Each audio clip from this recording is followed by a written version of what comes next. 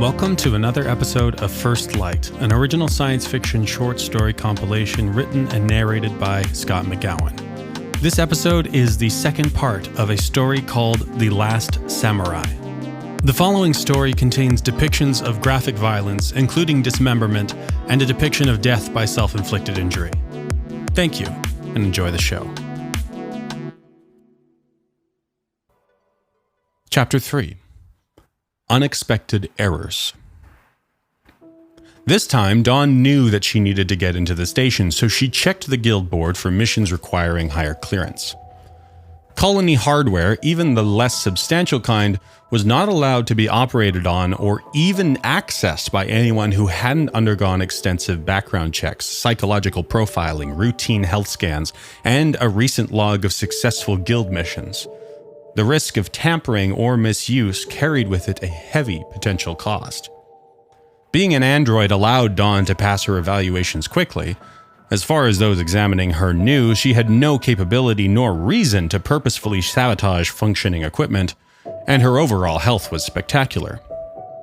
She found and applied for one of the listings, a request to manually reseat a handful of data cables, and waited for approval from High Command. As she waited, she noticed the number of posts for the station had decreased by 2, indicating that in addition to her excursion yesterday, someone else had accepted 1. She reasoned that not many people would have accepted a night mission for that spot, what with it being low-priority infrastructure, and expected that someone would then likely be there already when she arrived, as she came down to the guild when morning was breaking in the station's time zone. Approval came fast. Dawn was whitelisted for most clearance levels, and a one-time access pass was downloaded onto her pod by the guild receptionist. The woman behind the counter flashed her a smile that utilized none of the muscles above her cheeks, and with practiced excitement told Dawn to "Have a great hunt." Dawn responded with, "You too." It was something Ruben said once in response to one of these clerks, and when he did, Victoria smiled. A genuine smile, rare coming from her. So Dawn said it every time. Nobody ever questioned it. She teleported to the surface and immediately began scanning the area for anything different to her visit yesterday. The sun, just peeking over the horizon, cast a golden glow on the bright white exterior walls of the weather station, the light catching on the reflective antennas on the communications array and overloading some areas of her vision with blinding white light. She moved a hand up to cover her eyes, resetting the light sensors within, and only then did she notice that the door to the station was wide open. The guild had not sent her a lifesigns scan warning, so whoever was here would be in the log files. She did not prepare for a dangerous encounter. Walking up to the open door, she instead prepared herself for polite conversation, rerouting a percentage of processing power away from combat and into the far more complex modules devoted to language. Talking to people she knew was challenging enough. A new person was a feat, and she was alone, without another human to rely on to carry that weight. Her concerns about conversation were allayed the second she entered the building and saw the blood. Every part of her redirected back to combat. She interfaced with her pod in a fraction of a second to recall a saber from her weapons cache, grabbing the hilt even before it was fully materialized and reversing, blade drawn, out the door so as to not have her back exposed to whatever was in there. She waited. 5 seconds. Long enough for an attacker to have noticed her and make a move. And when she heard no sound other than the dull hum of the racks of equipment, she methodically stepped through the door again, her weapon casting a bright blue glow as it burned with high-intensity photons. To her left was a dead end, an L-shaped arrangement of neatly cabled networking gear of some make opposite the western front window. In front of her, a wall bearing a large colony sigil and no other decoration. To her right, a trail of blood, leading through a door threshold and around a corner. Operating under the assumption that an assailant was not currently present, she quickly composed a Mayday message to the guild, providing details about what she was witnessing. Turning the corner caused her text processing to falter as she struggled to reckon with what she was seeing. The trail led to a pool of blood about 4 feet in diameter in the middle of a hallway lined with more racks of something, not high priority. In the blood lay she wasn't sure, a body? It did not have the correct number of limbs to be a human. She counted again to make sure, then realized that it made more sense if some limbs had been removed. This confirmed it was humanoid, but again, a stumbling block. It lacked a head. Then she found that, too, a few meters away. Rewriting her message to indicate her certainty that it was a human body and human blood, she sent it, requesting immediate backup and recommending they perform a manual life sign scan for a 10-kilometer radius around the station. Her temperature sensors indicated that the blood on the floor was still warm, and whatever was here couldn't have gone far in that amount of time. This kind of brutality required precise cuts. The claws and teeth of most animals would have left coarse, mangled remains. It could be the work of a Nothraksha, but they would have gone for the guts first. That would be a puzzle for later. She scanned her facial recognition database to see if she knew the unfortunate soul that lay before her. There was a face, but no name. He was young, a novice hunter. She had seen him around the guild before. He did not associate with many groups of people and was often alone. He may not have heard the rumors of the vengeful spirit. His armor was custom and free from scratches or UV damage, likely brand new. This was not the kind of hunter, she thought, that would be approved for clearance to be in this building.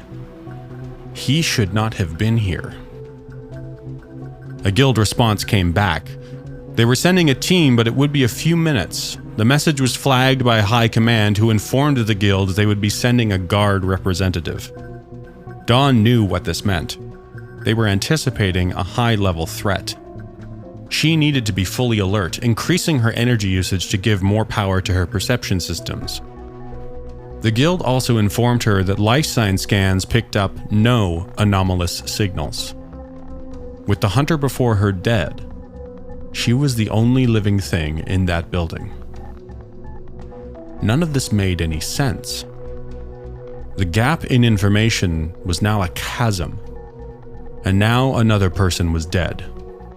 And if she didn't solve this puzzle, it wouldn't be the last. She did not like this. Chapter 4: Rumours and Vandals. Word had spread fast about Dawn's recent excursion.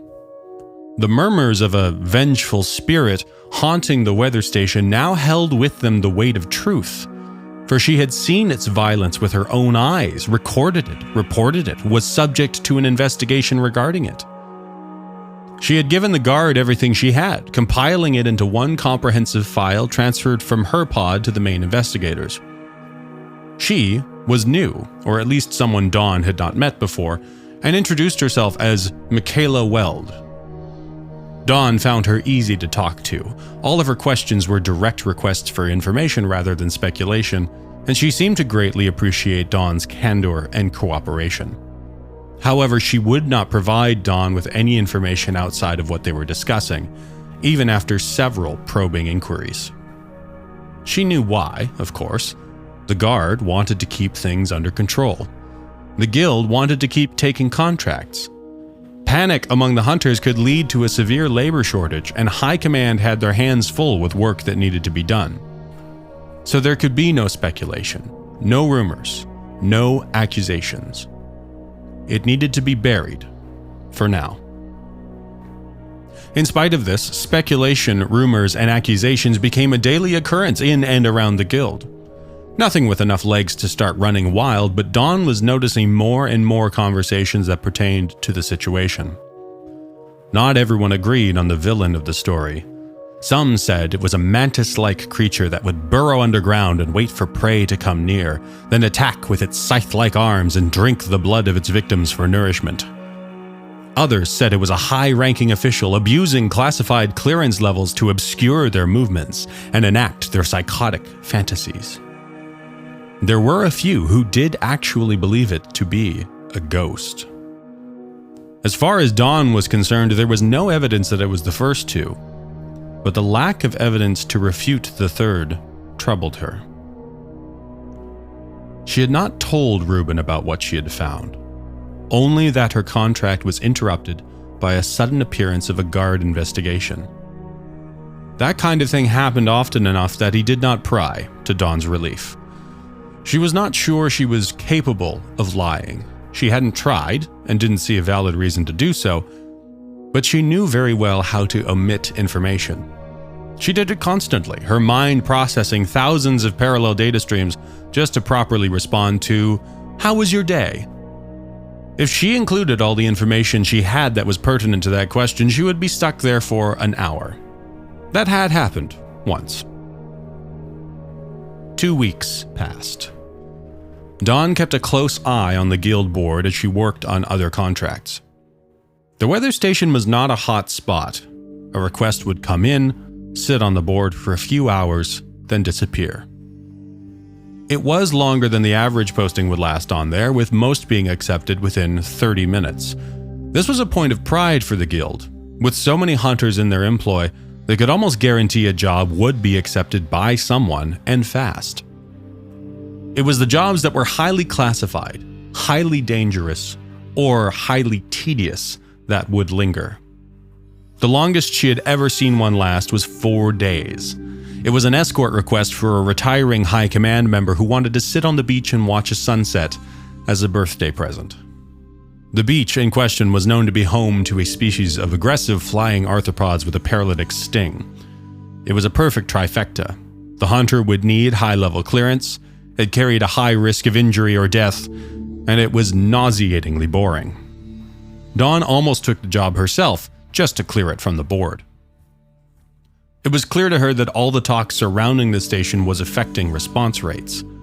There had been no other incidents since hers, and regular maintenance was being done, albeit at a slower pace, so she considered the possibility that the killings had stopped.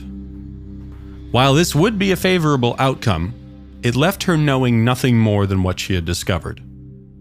It left the puzzle unsolved. She returned from a short land assessment job, a few ore lighter, and 1 can of fortified tea heavier. Dawn once again examined the condition of the sticker left on the vendor. "Simon says recycle your cans" was as bold and confrontational as ever, with only the mark of a few attempted pickings at the corners. "That's one strong sticker," she thought, and it became all the more perplexing.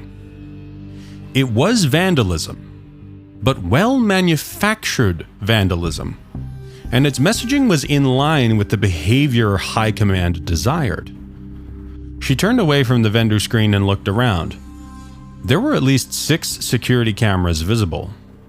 Guild property was constantly under high surveillance. Too many people with high-powered weapons were coming in and out to risk leaving things up to simple sense. It occurred to her that the challenge of applying this sticker in itself was the act of rebellion. A way of saying, I can break the rules and get away with it no matter how hard you try to catch me. Whoever put this sticker here must have had a method to avoid being caught on camera, or maybe they could have access to the logs and... Her processor surged with activity. The fortified tea burned off in the reactor that churned in her abdomen, subsystems built on subsystems extracting every millijoule of caloric energy to fuel the rush in her circuitry. The pale white light of her eyes brightened as electrical signals convened behind them, a symphony of microswitches running code too complex to grasp, all to examine and re-examine and recontextualize a mountain of data in a fraction of a second. To her surprise, her speech synthesis module fired off without her input, causing 2 words to escape her lips. "The logs." She had an idea.